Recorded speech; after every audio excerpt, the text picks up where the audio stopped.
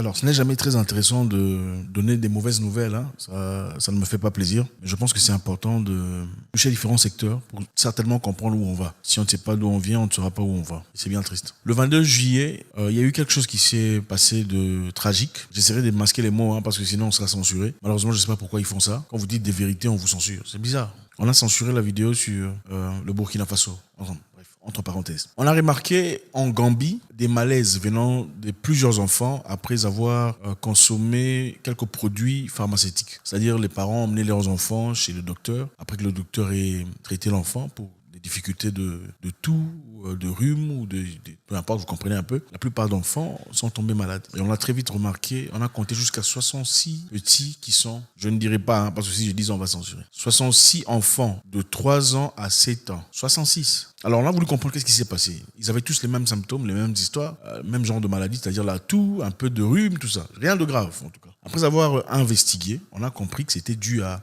des médicaments qu'on donnait, des sirops de toux qu'on a donné à ces enfants. Il y en avait 4, en tout cas 4 différentes marques à travers lesquelles ces 66 enfants sont beaucoup trop tôt pour leur âge. Évidemment, Tedros de l'OMS a fait savoir aux autorités qu'il fallait arrêter de vendre ces histoires ou de recommander ces histoires. 4 medicines are cough and cold syrups produced by Maiden Pharmaceuticals Limited in India.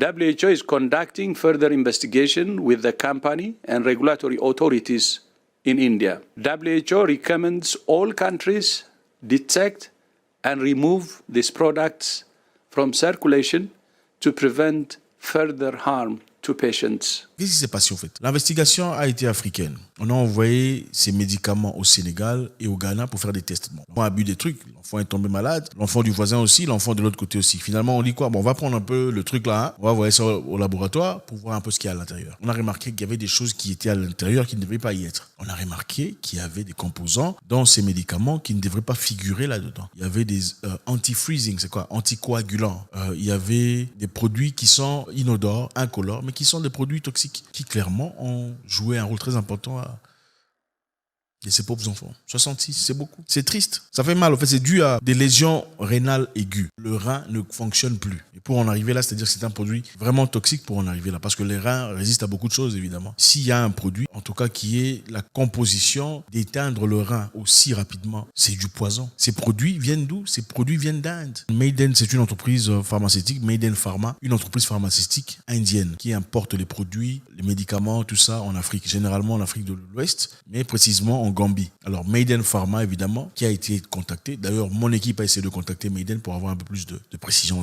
dans cet égard. Oui, on a fait le nécessaire. Très rapidement, on nous a fait savoir que c'était sur le plan légal et ils peuvent... Enfin bref, vous comprenez un peu comment ça passe. Ça fait mal de voir ce genre d'histoire. Partant d'un continent qui a beaucoup, qui a tout, s'il le faut. S'il faut importer ces genres d'histoires venant de l'Inde. Les Indiens ont souffert. Avez-vous déjà vu les Indiens chez eux? Ce n'est pas meilleur que nous. Mais quand ils arrivent en Afrique, ils sont devenus des Blancs. C'est bien triste. Et ce qui est encore triste dans cette histoire, c'est quoi? C'est que ces 66 enfants partiront peut-être comme ça, sans souvenir. Il n'y aura rien derrière eux. Contrairement à beaucoup d'histoires qui se passent aux États-Unis, par exemple. Ces genres d'accidents ne sont pas rares. Ce sont des histoires qui arrivent. Mais il y a des conséquences par rapport à ça. Voilà pourquoi on fournit des efforts. En fait, laissez-moi vous expliquer. Généralement, une entreprise qui produit les médicaments, c'est une entreprise qui a besoin de faire de l'argent. Et il faudrait spécifier qu'est-ce que le médicament traite exactement, avec exactitude. Donc, ce médicament traite la toux seulement. Pas la toux et la fièvre. Pas la toux et les maux de tête. Donc, il faut préciser. Maintenant, ce que les gens font, c'est quoi? Ils donnent un peu plus de rapports. C'est-à-dire, ils disent, ce médicament traite A, B, C, D, E. Donc, on envoie un peu plus d'informations que nécessaire, qui quelquefois pourraient être faux. Et quand ces informations sont fausses, on s'assure, en tout cas dans des pays qui se respectent, dans des conditions respectables, les entreprises payent des amendes par rapport à ça. Okay? Aux États-Unis, par exemple, il y a eu beaucoup de choses qui sont passées. L'entreprise que vous connaissez, Pfizer, par exemple, a payé jusqu'à $1 milliard, 1,3 milliard pour avoir fait une fausse promotion de ces produits. Fausse promotion, c'est-à-dire ce médicament-ci va traiter cela. Bon, vous voyez des gens qui vous racontent des histoires. Ce médicament, vous prenez, ça traite l'hémorroïde, ça traite peut-être la tête, ça traite le maux de ventre, ça traite tout ça. Alors, ce qui fait mal ici, comme je disais, c'est que ces enfants partiront comme ça pour rien. Malheureusement, aux États-Unis, par exemple, quand vous vous retrouvez dans ce genre de conditions, l'entreprise vous paye. En cas d'accident causé par le produit, on va vous payer. Si vous mourrez, votre famille peut aller porter plainte. Ils recevront de l'argent par rapport à ça. C'est vrai que l'argent ne peut pas vous remplacer, mais l'argent certainement aidera votre famille. Comme je disais, l'entreprise comme Pfizer a payé jusqu'à 1,3 milliard de dollars en 2009 seulement pour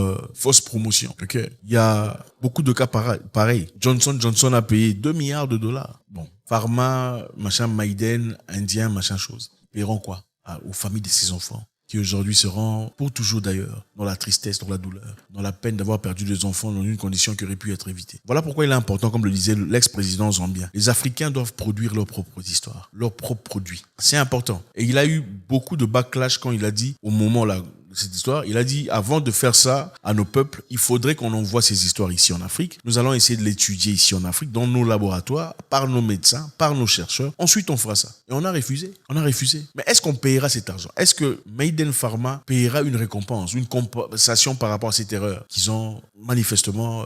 c'est triste. Mais comment il faut faire? L'indépendance, encore une fois. C'est une question de l'indépendance. Il faut chercher une indépendance, une autonomie. L'Afrique doit commencer à jouir de ses propres capacités. Les Africains doivent revenir en Afrique. Les gens intelligents, vous qui vivez ailleurs, revenez en Afrique pour construire, pour bâtir. Parce que on ne peut pas être le seul peuple qui dépend de tout le monde. Les téléphones, on dépend de tout le monde. Les voitures, ça vient d'ailleurs. Il y a des pays où on produit même pas des allumettes, même pas des bandes hygiéniques. Rien du tout vient, tout est importé. Mais l'orgueil à ce niveau, c'est autant ça fait mal, autant ça révolte. Pourquoi des choses aussi simples doivent venir d'ailleurs? 66 personnes, c'est beaucoup de vie. N'y a-t-il pas de production locale? Où sont partis nos génies, les gens intelligents, africains qui produisaient, qui nous soignaient? Comment on faisait pour se soigner dans le passé? Est-ce que tout le monde mourait dans le passé?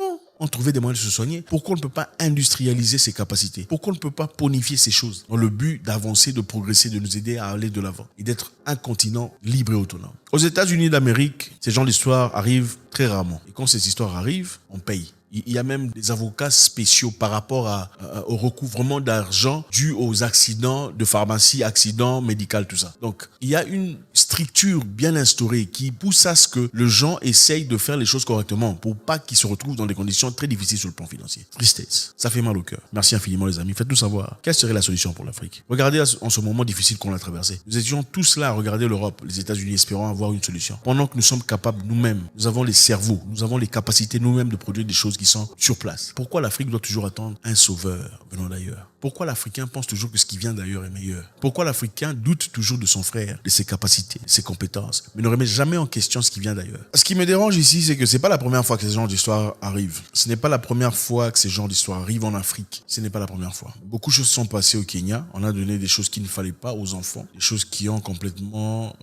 je ne donnerai pas des précisions parce que je sais qu'on va s'attaquer à cette vidéo. Personne n'a payé le prix. C'est-à-dire que ça a complètement changé la vie de beaucoup des jeunes femmes. 500 000. Personne n'a payé un prix. Au Nigeria, il y a quelque temps, on a emmené quelque chose pour soigner quelque chose, mais ça n'a pas fait ça, ça a fait autre chose. Personne n'a payé un prix. Donc, contrairement à ce qui se passe ailleurs, si vous faites des bêtises dans ce cadre-là, vous êtes obligé de faire quelque chose sur le plan financier pour réparation, même si cette réparation ne peut pas être complète. Mais ça permet à ce que ceux qui restent, en tout cas si la personne, le sujet, ça permet à ce que les gens soient plus ou moins, en tout cas une petite forme de justice. Et malheureusement, on ne peut pas continuer à se plaindre. On ne peut pas être une nation ou un continent des pleurnichards. On nous a fait ça, on nous a fait ça, on nous a fait ça, on nous a fait ça. Qu'est-ce qu'il faut faire? Qu'est-ce que nous devons faire pour que les choses changent? Faites-nous savoir.